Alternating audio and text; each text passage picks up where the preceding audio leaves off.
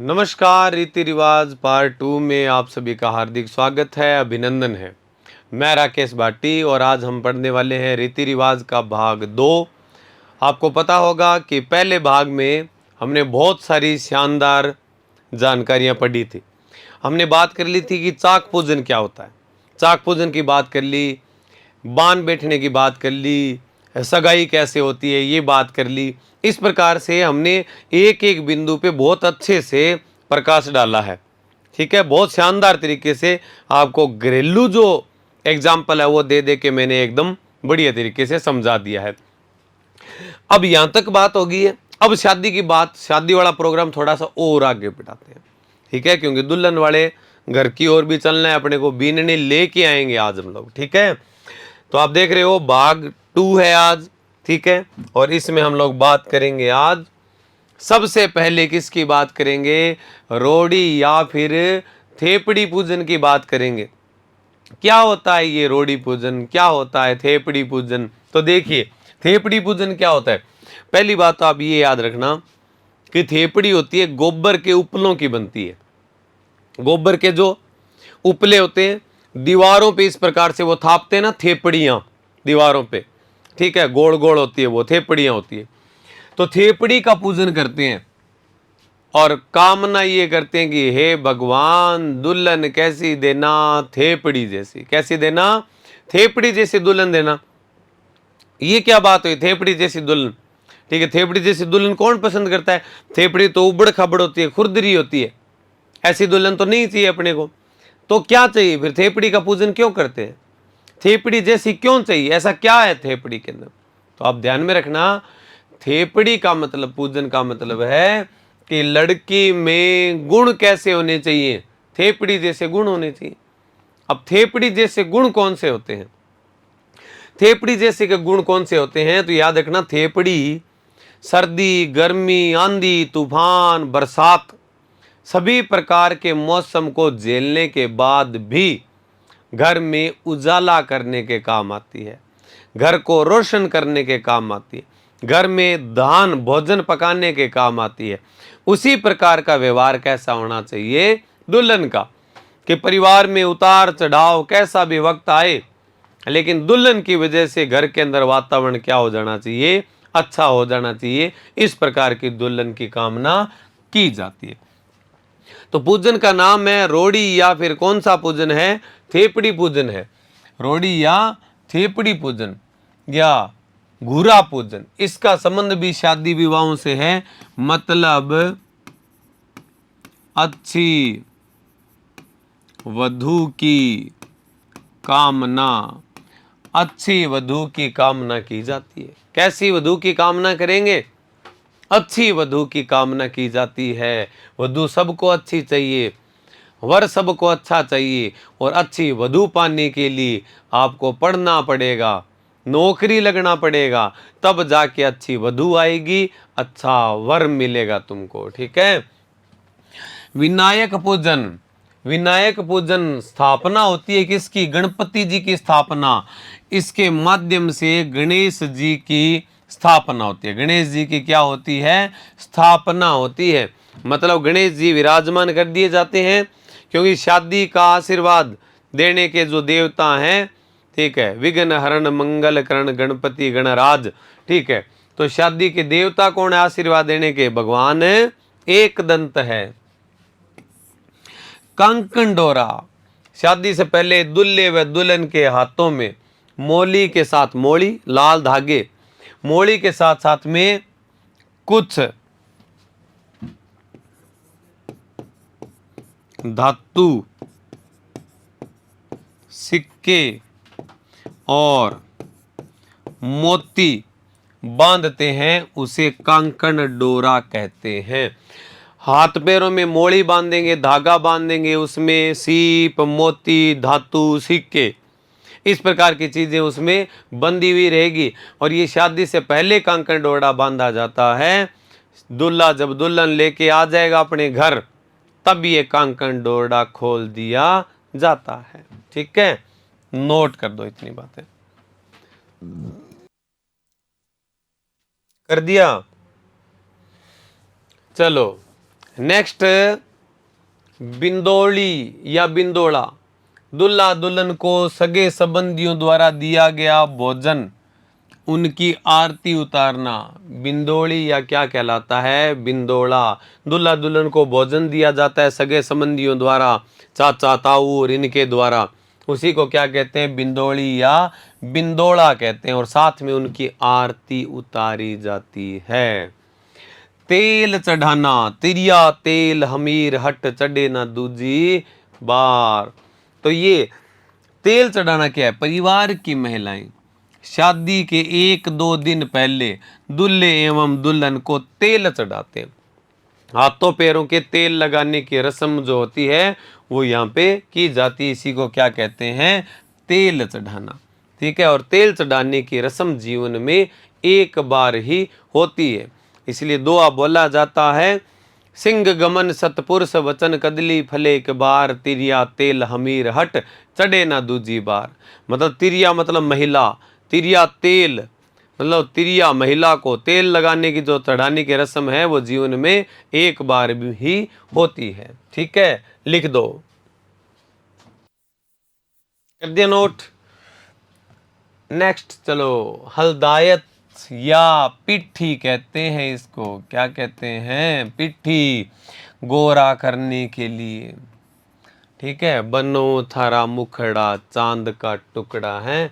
दुल्हा एवं दुल्हन को हल्दी जैसे मिश्रण से नहलाया जाता है। नहलाया नहीं जाता है, लिखेंगे नहलाएंगे, मसड़ा जाता है। मसड़ा, जोर जोर से इतना मसड़ा जाता है उसको कि उसके जो यहाँ ये भैंस की तरह जो बाल उगे हुए रहते हैं ना हाथों पे, एक तो ये बाल थोड़े कम हो जाए, हाथ दिखने लग जाए। कईयों के हाथ पे इतने बाल होते हैं कि हाथ तो दिखता ही नहीं। ठीक है, ऐसे लगता है कि जैसे बालू का हाथ हो, रींछ का हाथ हो। वो बाल भी कम हो जाएंगे और वो जो रंग है उसमें थोड़ी सी चमक आ जाएगी। जो काला है ना वो गोरा तो नहीं होगा ज़्यादा, लेकिन शाइनिंग ब्लैक हो जाएगा, चमक मारने लगेगा। और ये काम मेल उतारा जाता है। मेन बात तो ये है, मेल उतारा जाता है, रगड़ रगड़ के इतना इतना मेल उतरता है। ठीक है। दुल्हा एवं दुल्हन को हल्दी जैसे मिश्रण से नहलाना, हड़दायत या पिट्टी। कामण, जादू टोने से बचाने के लिए गीत गाया जाता है। वर वधू को किससे बचाना है? जादू टोने से। गुड़ चढ़ी, इसके माध्यम से दूल्हे की निकासी के समय उन्हें कुछ पैसे या माला पहनाई जाती है। गुड़चड़ी की रस्म में दूल्हा किस पे चढ़ेगा? घोड़ी पे चढ़ेगा और उसको रिश्तेदार वगैरह पैसों की माला बना बना के उसको पहनाएंगे। ठीक है, लिख दीजिए, कर दिया? ठीक है। नेक्स्ट, निकासी। दूल्हे के ससुराल जाते समय परिवार की महिलाएं कुछ दूरी तक छोड़ने जाती है और वहां पर दूल्हा मंदिर में धोख लगाकर अपने ससुराल चला जाता है। निकासी मतलब क्या होता है? बारात की रवानगी करना निकासी होता है। थन चूंगनी, पानी ग्रहण को जाते समय, शादी करने जाते समय दूल्हे को और युद्ध में जाते समय वीर को माता का स्तन पान करवाना जो है वो थन चूंगनी कहलाता है। इसका मतलब है कि बेटा मेरा दूध जो है इसकी तू लाज रखना, ताकि कोई ये ना कह दे कि माँ का दूध पिया क्या। तो दूल्हा जब फेरे लेने जाता है तो भी माँ का दूध पी के जाता है, और वीर जब रणभूमि में जाता है तो भी माँ का दूध पी के जाता है। ठीक है। और माँ के दूध में वो शक्ति है, ठीक है, कि जिसके कारण व्यक्ति क्या रहता है? अजय रहता है।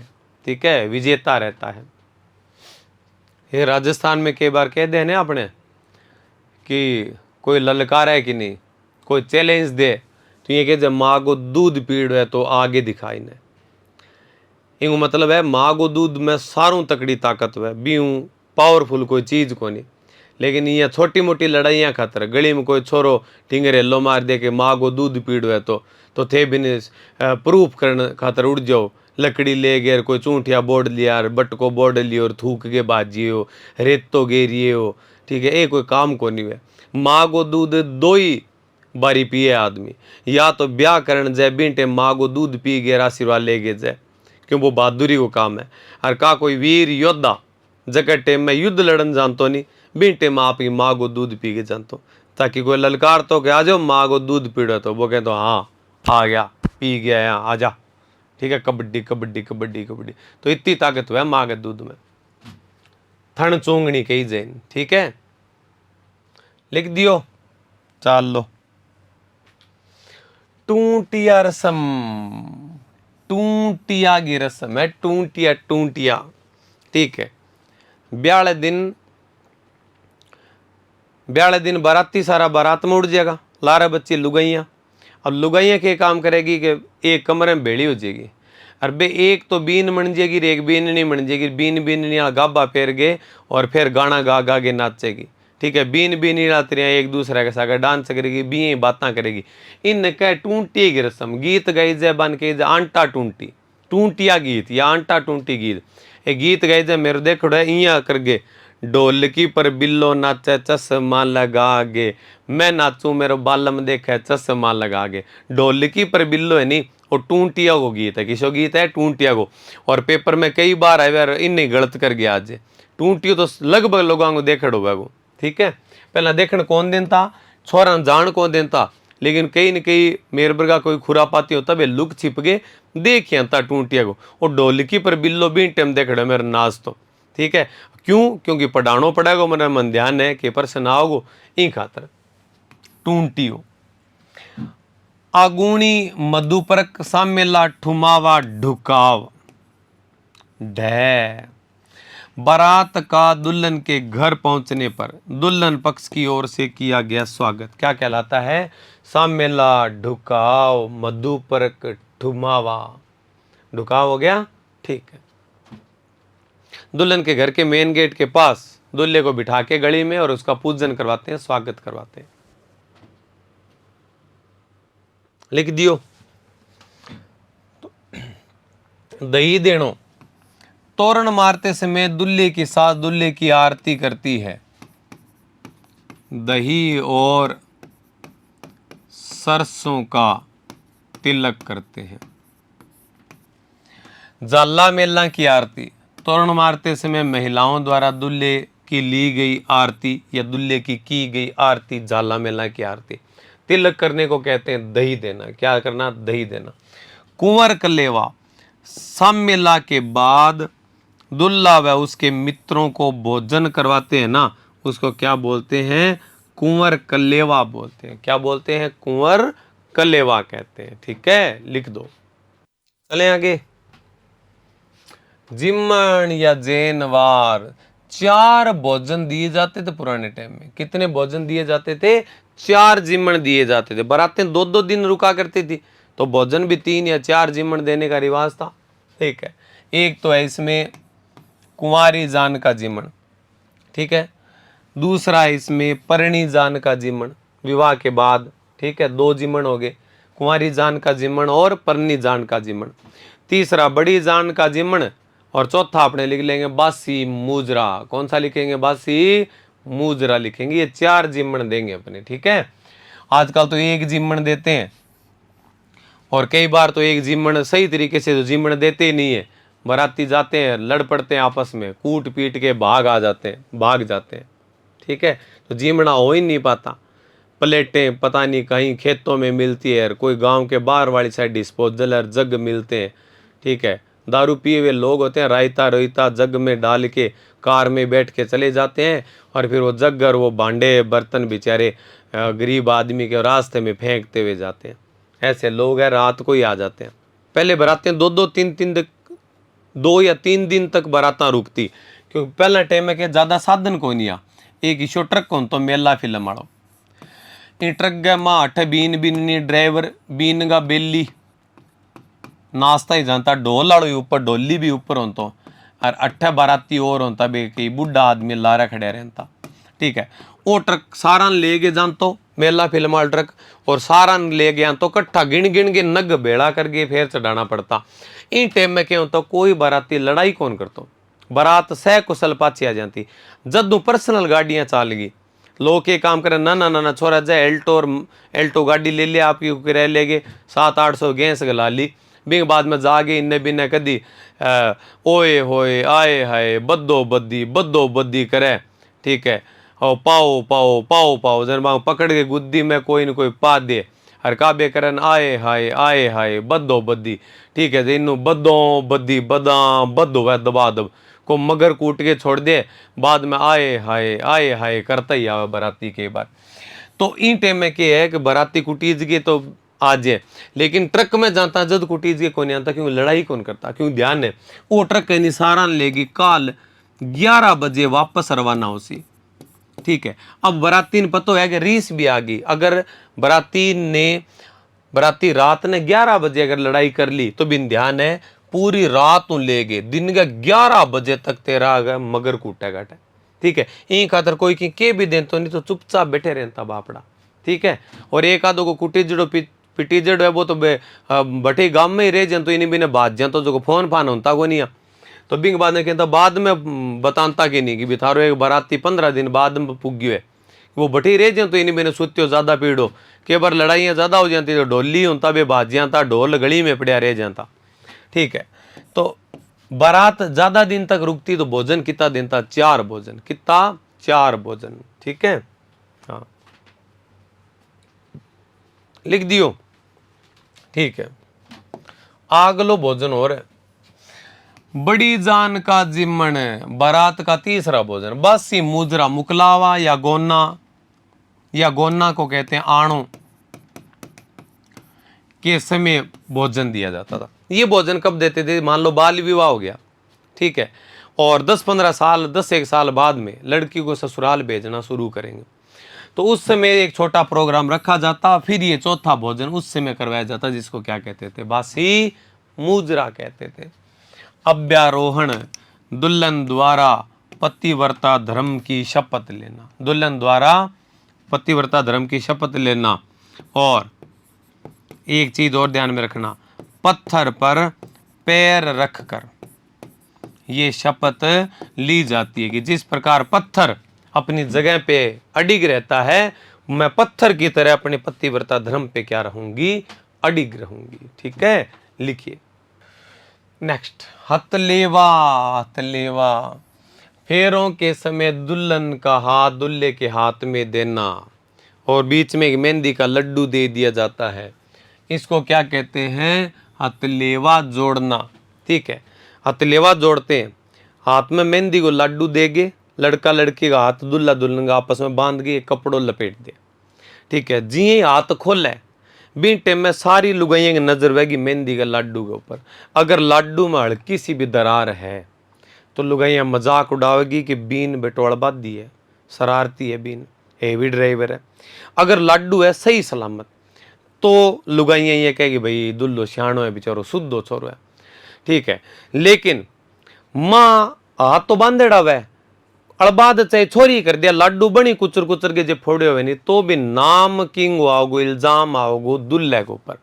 और कई बार दुल्हा का बेली जका हुए नहीं, बीन का बेली बे से ही वे कई की दुष्ट बेगा की कोनी आपने मांगिया लाडू की कोनी मसड़ दे तू यहाँ कर गे, इसी से एडवाइस दे तो कई बार के वह दुल्हे की मजाक बन जाइए, नहीं करना चाहिए।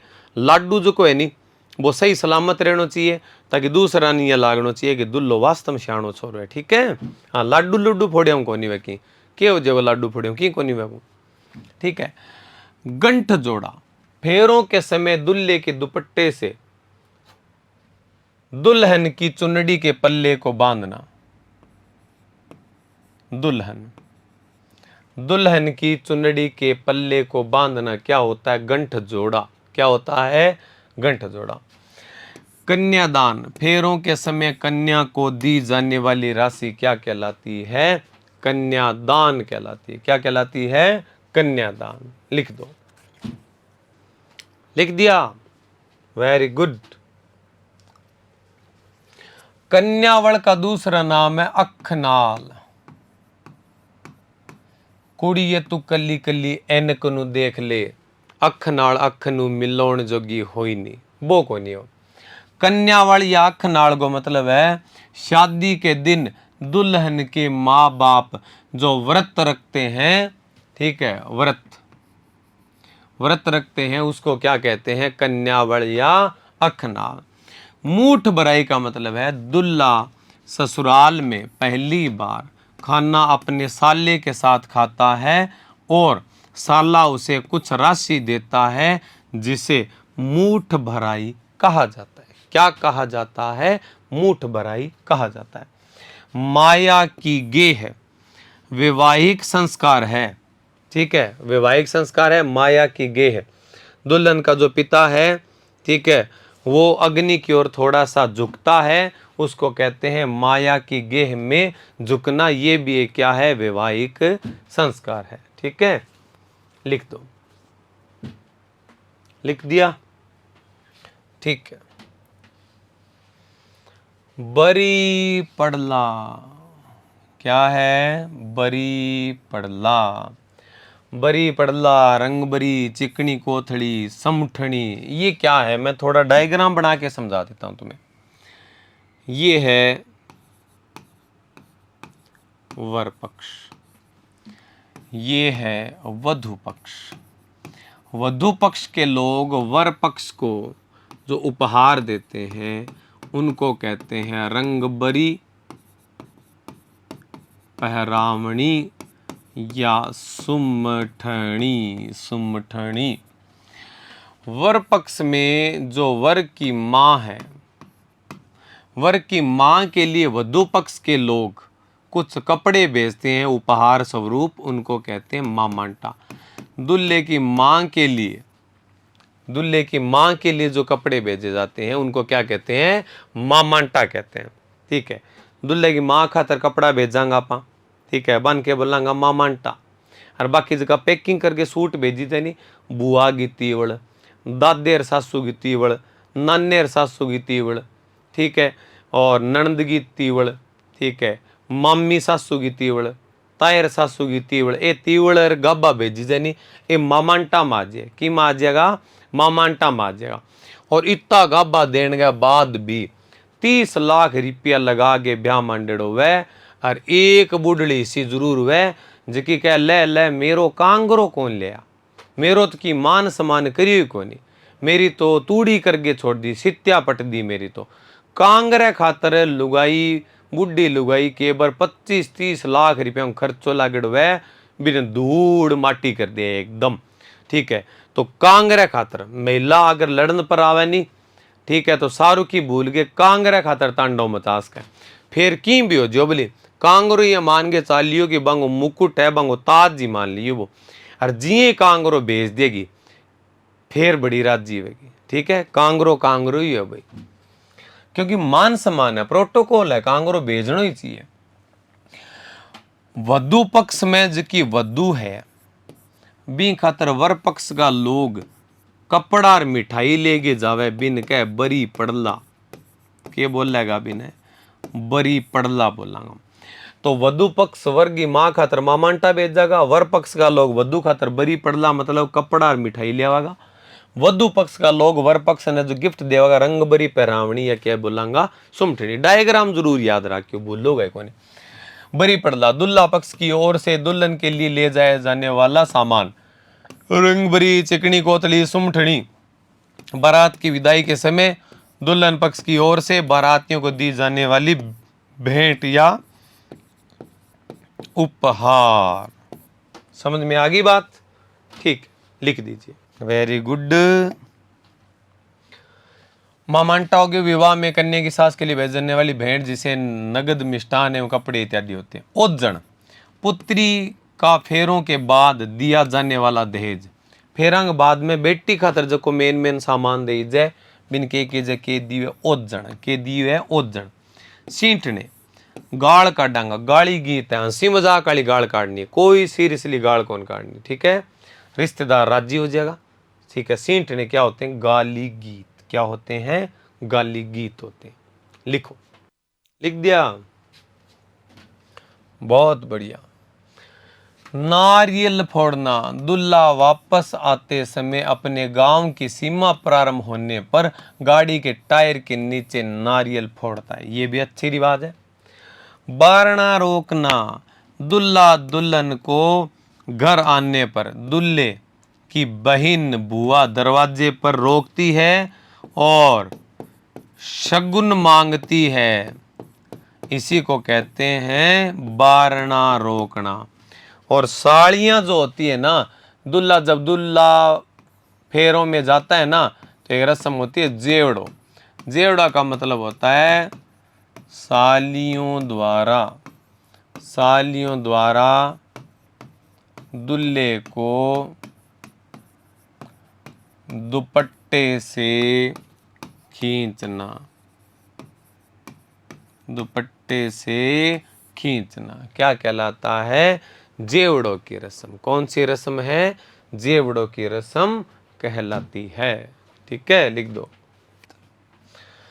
जात देना, दुल्हे दुल्हन को परिवार की महिलाएं अपने इष्ट देवता के मंदिर में ले जाकर धोख दिलवाती है। इसको क्या कहते हैं? जात देना। क्या कहते हैं? जात देना। हत बोलनो, दुल्हन का प्रथम परिचय क्या होता है? हत बोलनो। पहला परिचय करेंगे। हिरावणी, विवाह के दौरान दुल्हन को दिया गया कलेवा या नाश्ता। ठीक है, दुल्हन ने पहलो जो नाश्तो देवांगा नहीं, वो देवांगा बिन के बोलांगा हिरावणी या सिरावण बोलांगा। मैं एक छोटी सी कटोरी के मां 2 चम्मच भुजिया, 1 गुलाब जामुन और 1 काजू कतली रखड़ी होगी। काजू कतली को भी वो पूरा, गुलाब जामुन तो खाएगी नहीं। क्यों नहीं खाएगी? इसमें विज्ञान है, साइंस है। क्योंकि जैसे वो गुलाब जामुन नहीं खाएगी, गुलाब जामुन जैसे वो खाएगी तो यहाँ वो अपने साइंस में वो पढ़ते थे ना, असंजक और ससंजक बल, और वो इस प्रकार से, तो वो गुलाब जामुन के साथ में लिपस्टिक चिपक के उतर जाती है। ठीक है, लिपस्टिक उतर जाएगी तो होठ कोजा लगेगा। इनका तो गुलाब जामुन कदी कौन खाएगी थे, गौर करियो। बाकी खाओगी बर्फी, और बर्फी होठ कौन खाए? होटा को तो प्रयोग ही कौन ले? केवल दांत तू कुतर कुतर के खावागी, बस दांत तू जीभ लगा लगा के मान लीजिएगी आपका खानती खानती। काजू कतली खाओगी भाई थोड़ी थोड़ी, भुजिया 2-3 चुग चुग गई यहाँ खावेगी। ठीक है, गुलाब जामुन कौन खाएगी? क्योंकि बिंगी लिपस्टिक खराब हो जाएगी। बड़ा साइंस वाला बेबल लाग जाएगा, असंजक और सहसंजक। समझ में आ रही है कि बात? ठीक है, और बाद में 2-3 दिन बाद में पुरानी हो जाएगी। पुरानी हुए बाद में रोटा चूर के कड्डी दही प्याजिया अचार छा, अरे दोनों आता हूँ गिंडिया गोलियां बना बना के बिनन चेपा को सागे सुल्ड करोगो, मिर्चू सागे पानी पीन तो जागो। ब्याह में ये काम करना पड़े, क्योंकि लाज शर्म ही स्त्रियों का आभूषण है। ठीक है, हिरावण या सिरावण लिख दिया। तो भाई चलो आगे।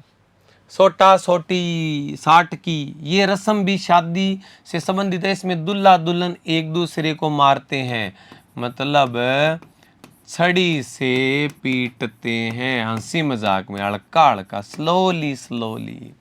ठीक है, हाँ, हल्की हल्की छड़ी मारनी है, हल्की हल्की गोल घेरे में। दुल्लो दुल्हन के छड़ी मारो, ले दुल्हन मारी के तू ले। ठीक है, असल में कौन लड़ागा बे? असल में लड़ना भी नहीं, कहीं मोटो छड़ो ले गिर। ठीक है, टांग्या माखर दे, फिंचा माखर सड़ाट पाट बीनन गगा जगो, किलकारी मारला जो बीननो। ठीक है, यहाँ कौन करनी, थोड़ा थोड़ा हंसी मजाक में स्लोली स्लोली के काम करने है। एक दूसरे के कामड़ी मारनी, इनके कहूँगा सोटा सोटी। के बोलांगा? सोटा सोटी बोलांगा। ठीक है, जुआ छुआई, ये दुल्हा और दुल्हन दूध में से अंगूठी ढूंढते हैं। ठीक है, तेरे नाल खेडू कंगना चे परात चे, ये शिकर के गीत है। ठीक है, जुआ छुआई, वो जुआ छुआई है नी, इंग माँ 70-80% छोरियां ही जीते। इंग मान्यता है कि जक्को इंग माँ जीतता गो नहीं। ठीक है, ज्यादा प्रभावशाली वो ही होगा, मतलब घर में ज्यादा बिंगी चलेगी, बिंगो दबदबो रहेगो। 70-80% जुआ छुआई में कौन जीतता है? लुगाइयां जीतता है। और ई खातर 70-80% घरांगा माँ, आदमी 12 की तो तकड़ो लो, घर गए माँ की चलेगी, लुगाई की चलेगी। आदमी चू कौन करे, चाहे PhD करेडी हुए, मजाल के चू करके दिखा दे तो आवाज आवे ही कोनी। ठीक है, हाँ लिख दो। लिख दिया। ओलंदी कुछ समय पहले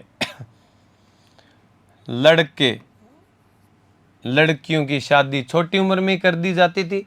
तब दुल्हन के साथ किसी महिला को भेजा जाता था, जिसे ओलंदी कहा जाता था। जब लड़का लड़की बड़े हो जाते थे तो लड़की को लेने को दोबारा जाते थे, जिसे गोना या मुकलावा कहते थे।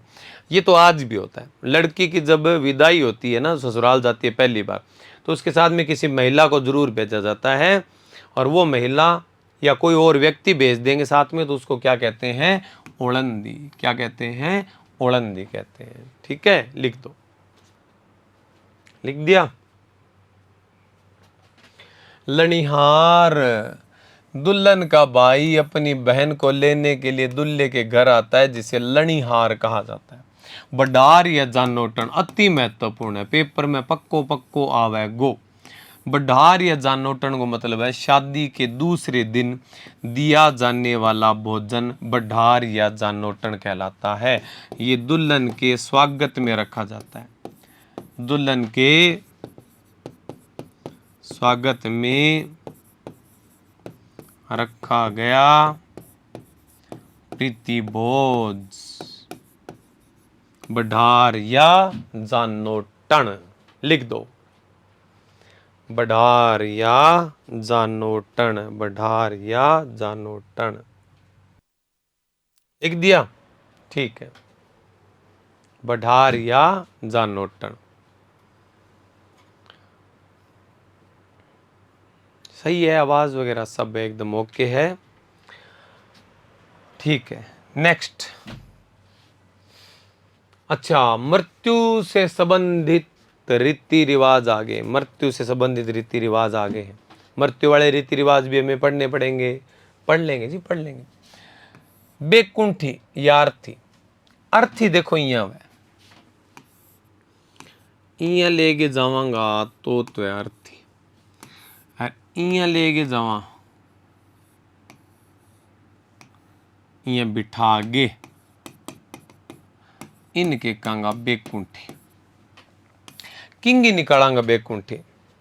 तो ध्यान में रखना, कोई आदमी बहुत ज्यादा धार्मिक आदमी, वेद शास्त्रों का ज्ञाता आदमी, बाल ब्रह्मचारी आदमी, सुखी संपन्न आदमी, भामाशाह टाइप का आदमी, या वो ब्राह्मण समाज का हो, या स्वामी समाज का हो, या सांसी समाज का हो, इस प्रकार के व्यक्तियों की क्या निकाली जाती है? बेकुंठी।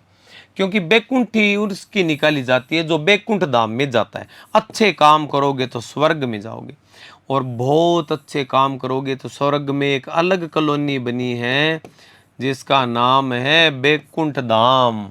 बैकुंठ धाम में देवताओं की तरह तुम्हें फैसिलिटी दी जाती है।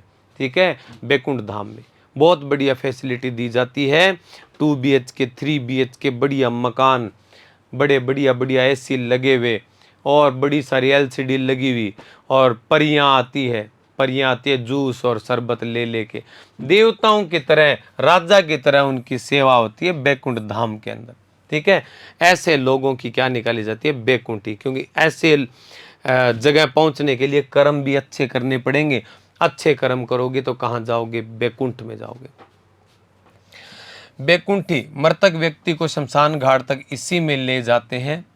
ठीक है, इसी बैकुंठी में ये लकड़ियों की बनी होती है। झालर वाद्य बजाया जाता है। क्या बजाया जाता है इसके साथ? झालर। झालर यानी टन टन टन टन टन टन टन, झालर वाद्य बजाया जाता है। ठीक है, मृतक को बैठा के लेके जाते हैं, वो बैकुंठी होती है। ठीक है, दंडीत या दंडोत किसको कहते हैं? अर्थी के सामने लगाएगी धोख। मृतक के जिसकी बैकुंठी निकल रही है उसके पुत्र और पौत्र जो है ना, शमशान घाट तक लेटते लेटते प्रणाम करते जाएंगे। उसको कहते हैं, क्या कर रहे हैं? दंडोत कर रहे हैं। क्या कर रहे हैं? दंडोत करते हैं। ठीक है, लिख दो।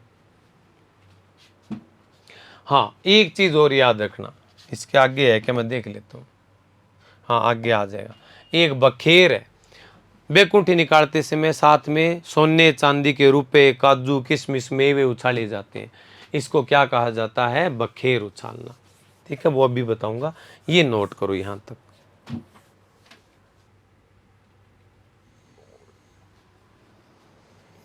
कर दो कर दो कर दो, कर दिया। तो चलो, बखेर अति महत्वपूर्ण है, पेपर में आता है। कौन सा? जन्म से संबंधित नहीं है तो बखेर और बडार दोनों मिलेंगे। बखेर तो है मृत्यु से संबंधित, बडार है विवाह वाली वो पार्टी, दुल्हन के स्वागत वाली। तो पेपर में एक जैसे से लगते हैं। तो प्रश्न आएगा कौन सा एक विवाह का संस्कार या रीति रिवाज नहीं है, कौन सा एक मृत्यु का रीति रिवाज नहीं है। ठीक है, तो बखेर और बडार में से आपको छांटना पड़ेगा। तो दोनों अलग अलग याद रखना, इसलिए अति महत्वपूर्ण है।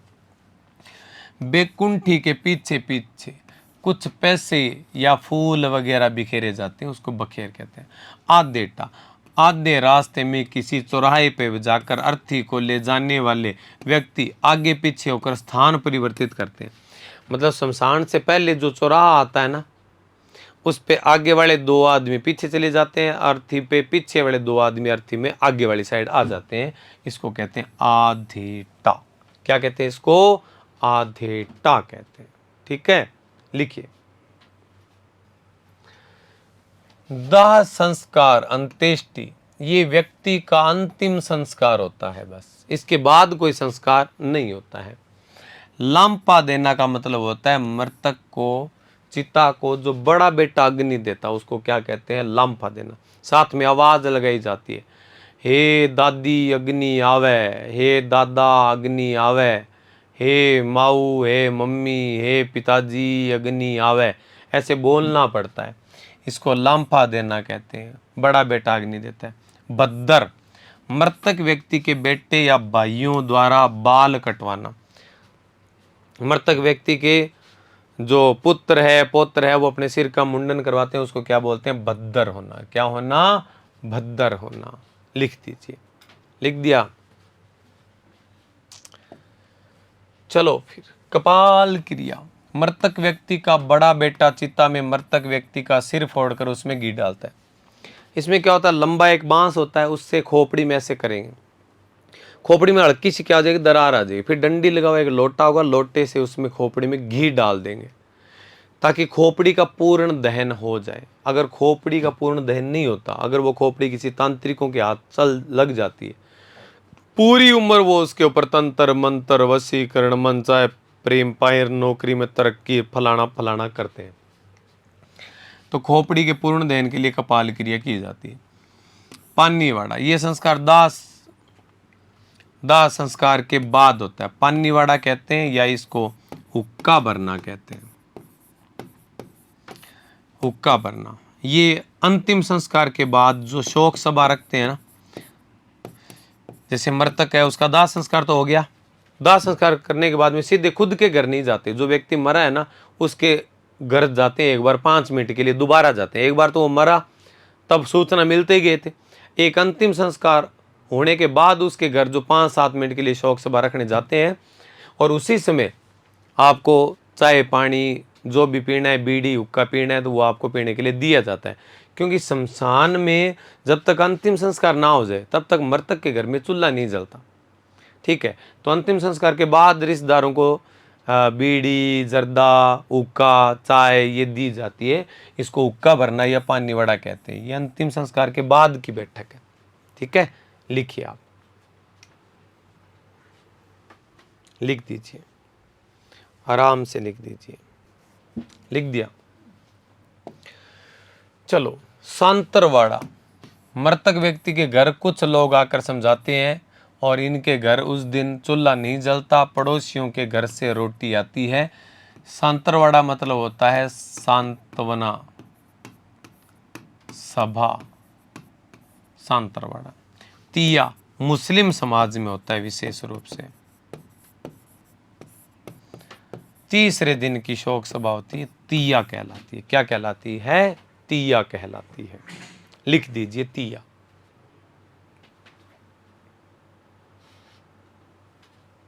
क्या है?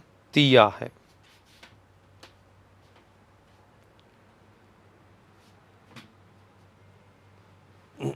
क्या है? तिया है।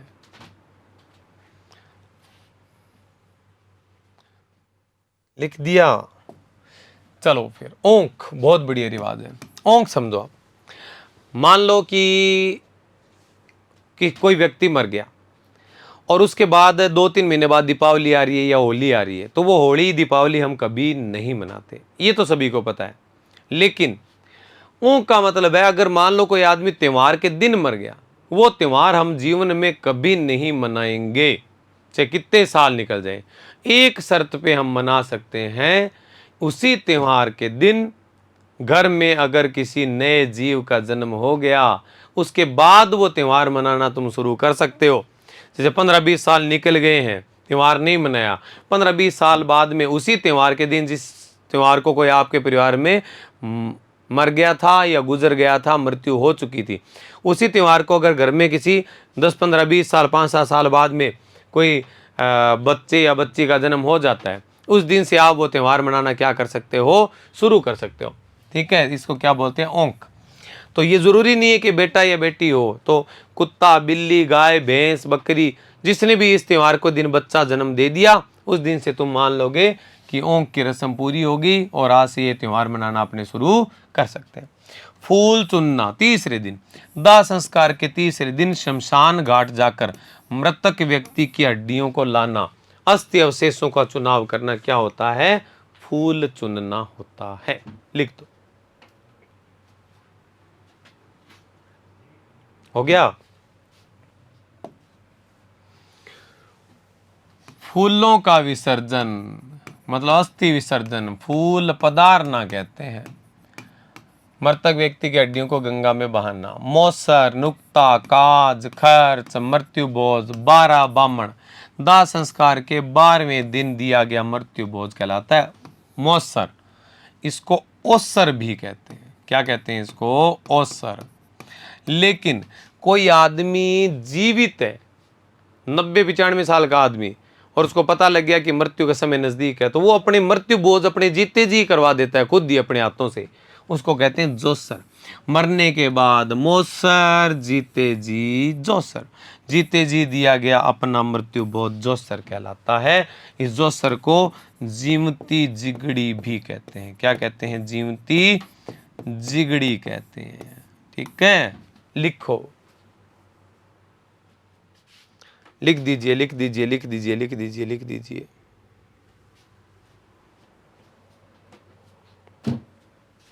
लहान, मौसर आदि जो भोज होते हैं ना, मृत्यु भोज, भोजों में निमंत्रकों को दी जाने वाली मिठाई एवं बर्तन आदि भेंट, इसको कहते हैं लहान। जो लोग मृत्यु भोज में है ना, उनको एक एक गिलास या कटोरी या एक एक लोटा वगैरह बर्तन दिया जाता है, उसको लहान बोलते थे। पगड़ी रस्म, इसके माध्यम से मरने वाले व्यक्ति का उत्तराधिकार उसके बड़े बेटे के पास चला जाता है, इसको पगड़ी रस्म कहते हैं। लड़का शादीशुदा है, लड़का शादीशुदा है तो ससुराल वाले पगड़ी के लेके आएंगे उसके लिए। लड़का कुंवारा है तो ननिहाल वाले क्या लेके आएंगे, पगड़ी। पगड़ी का मतलब है उसके सिर पे पगड़ी बांध दी, इसका मतलब वो घर का सबसे बड़ा मुखिया है और जिम्मेदार बेटा हो गया है। ठीक है, पगड़ी का मतलब ये होता है कि सबसे बड़ा मुखिया, मेन आदमी। ठीक है, तो इस दिन पगड़ी वाला एक तरीके का उत्तराधिकार वाला ये प्रोग्राम ही होता है, पगड़ी की रस्म। लिख दो, लिख दिया, तो चलो। उठावना, इसका संबंध भी मृत्यु संस्कार से ही है। ठीक है, उठावना बोलते हैं, क्या बोलते हैं, उठावना। उठावना का मतलब होता है जो 12 दिन तक केवल जमीन पे बैठे रहते हैं, शोक सभा चलती रहती है। 12वें दिन क्या करते हैं, रिश्तेदार वगैरह लोग आते हैं और तब तक चारपाइयाँ नहीं बिछाई जाती, चारपाइयों पे कोई नहीं बैठता। चारपाइयाँ रिश्तेदार लोग आते हैं, 12वें वाले दिन क्या करते हैं, चारपाइयाँ लगा देते हैं और वो जो जमीन पे बिछाए गए ना गद्दे वगैरह, जिन पे शोक सभाएं कर रहे थे, वो समेट दिए जाते हैं। तो इसको कहते हैं उठावना। उठावना हो गया ना, मतलब अब शोक सभाएं क्या हो गई है, समाप्त हो गई है। क्या हो गई है, समाप्त हो गई है। अर्ध श्राद्ध, ये मृत्यु के 6 महीने बाद मनाया जाता है, अर्ध श्राद्ध। ठीक है, 6 महीनों वाला घड़ा भरना भी कहते हैं इसको, 6 महीने वाला, 6 मई का घड़ा भरना भी कहते हैं। श्राद्ध, ये मृत्यु के 12वें महीने बाद मनाया जाता है, श्राद्ध कहते हैं। आश्विन महीने में कृष्ण पक्ष के अंदर जिस दिन कोई आदमी मरा था, कृष्ण पक्ष की उसी तारीख को, चाहे वो सप्तमी या पंचमी या 14 या 13 है, उस दिन उनके नाम का भोजन बना के कौओं को खिलाते हैं। इसको क्या कहते हैं, श्राद्ध। क्या कहते हैं, श्राद्ध कहते हैं। लिखिए, लिख दिया। पिंडदान, मृतक व्यक्ति की आत्मा की शांति के लिए गेहूं के आटे का किया गया पिंड दान। बड़े बड़े लड्डू बनाते हैं, पिंड बनाते हैं, वो पिंड दान होता है। ठीक है, आत्मा की शांति के लिए क्या करना पड़ता है? पिंड दान करना पड़ता है। ठीक है, पिंड दान भी नोट कर दो। अब है मुस्लिम समाज के मृत्यु संबंधी संस्कार। अंत्येष्टि। मुसलमानों में शवों को गाड़ा जाता है, मृतक व्यक्ति को सुलाकर कुरान पढ़ी जाती है तथा उसके मुंह में शहद की बूंदें डाली जाती है। ये बात ध्यान में रखना। कंजर जनजाति के व्यक्ति मरता है तो उसके मुंह में शराब डाली जाती है, यहां शहद की बूंदें डाली जाती है। लिख दो, शहद की बूंदें डाली जाती है। डाल दी शहद की बूंदें। नेक्स्ट, आत्मा का चलना। मुसलमानों में जनाजे के साथ साथ लोग चुपचाप चलते हैं, परंतु कोई भी शव के आगे नहीं चलता, क्योंकि आगे आगे आत्मा का चलना समझा जाता है। कलमा। मुसलमानों में कलमा शव यात्रा के साथ साथ पढ़ा जाता है। शव यात्रा के साथ साथ में जो वचन बोले जाते हैं, जो बातें पढ़ी जाती है, उसी रचनाओं को क्या कहते हैं? कलमा कहते हैं। क्या कहते हैं? कलमा। कलमा का संबंध है शव यात्रा या मृत्यु से है। लिख दो। ठीक है, तकिया। मुसलमानों में शव को कब्रिस्तान में गड्ढा खोदकर शव का मुंह मक्का की ओर पश्चिम दिशा में रखकर उपस्थित व्यक्ति मिट्टी डालकर कब्रिस्तान को भर देते हैं और ऊपर एक पत्थर खड़ा कर दिया जाता है जिस पर नाम आदि खोद देते हैं। यह तकिया कहलाता है। ये पत्थर क्या कहलाता है? तकिया। क्या कहलाता है? तकिया। तकिया फटाफट नोट कर दो। तकिया कर दिया। मृतक व्यक्ति के मुंह में शहद की बूंदें डाली जाती। ठीक है, मृतक के घर पर 2 दिन तक खाना नहीं बनता है, संबंधी ही अपने घर में खाना लाकर खिलाते हैं। ये तो नॉर्मल रिवाज है। तीया। मुस्लिम समाज में तीसरे दिन की शोक सभा तीया होती है, 10वें दिन की शोक सभा 10वां होती है, 40वें दिन की शोक सभा होती है चेल्लम या 40वें दिन की।